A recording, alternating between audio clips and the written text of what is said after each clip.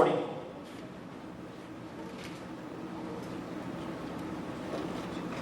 It gets read here, and I begin with actually at verse 37. It says, Jesus said to him, you shall love the Lord your God with all your heart, with all your soul, and with all your mind.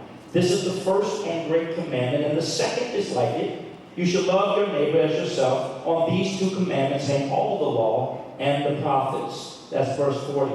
On these two commandments hang all the law and all the prophets. And so basically, you guys have heard me say before, Genesis to Malachi was only trying to get 2 points across.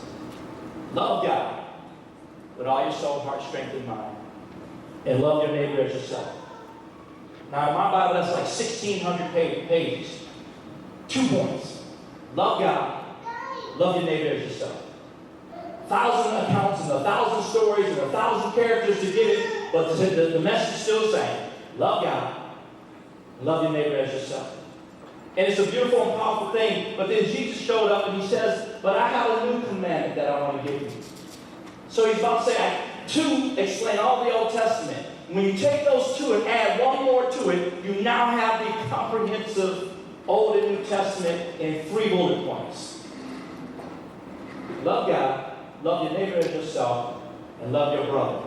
Or love one another as I have loved you. He put another definition on as I have loved you. Not as you want to love. Remember, the Old Testament was an eye for an eye, or tooth for a tooth, and tit for tat. And all these laws about how you're supposed to judiciously repay when wrong, so that they can have a successful community. But here he says, oh, no, I want you to love like I've loved you. And so now Jesus walks out this life and leaves a record for us so that we can learn how to walk this life like he did. Not like they did in the Old Testament, but like he did, loving one another. A new commandment. We go from 2 to 3. And then in John 14 and 21, he says this. He that has my commandments and keeps them, he it is that loves me. And he that loves me shall be loved of my Father, and I will love him and will manifest myself to him. 3 key elements here. He said, if you love me, there's something that gives evidence, bears witness to it. You have my commandments, and you keep my commandments. You have my commandments, and you keep guard or observe my commandments. Now don't get nervous now, because remember, the commandments are not all that, it's not even 10 of them, it's just 3. Just 3.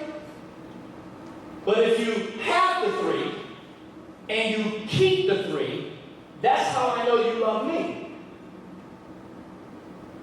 If you have the 3, keep the 3, I know you love me, and I'll do something miraculous. I will manifest myself to you.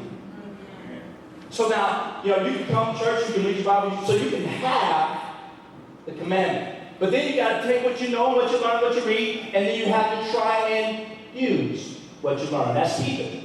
And if you do those 2 things, he said, then I'll come talk to you. Amen. And I'll show you some things. And so you want to make sure that, hey, what I have, I keep.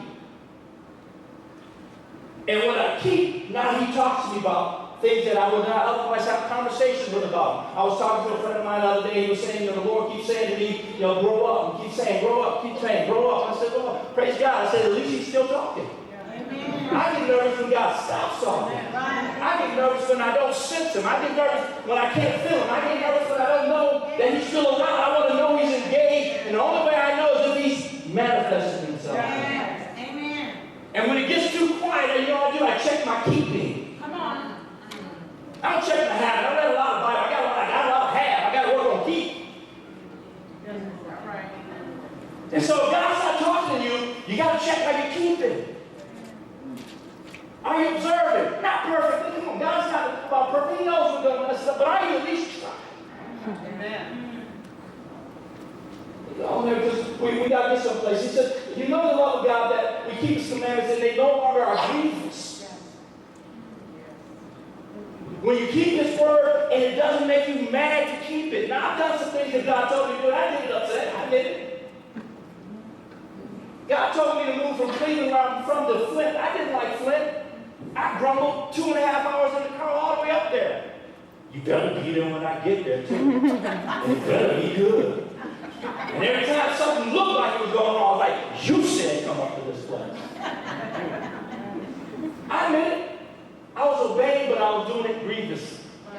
And there comes a time where you want to obey God just because you know He's telling you the best thing.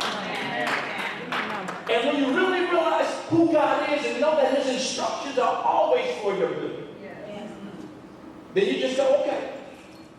If that's what you want to do, then I guess we're moving to Switzerland.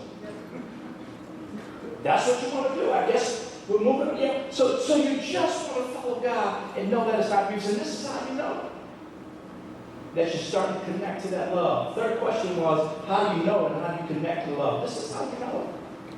When His commands become easier and easier for you to execute.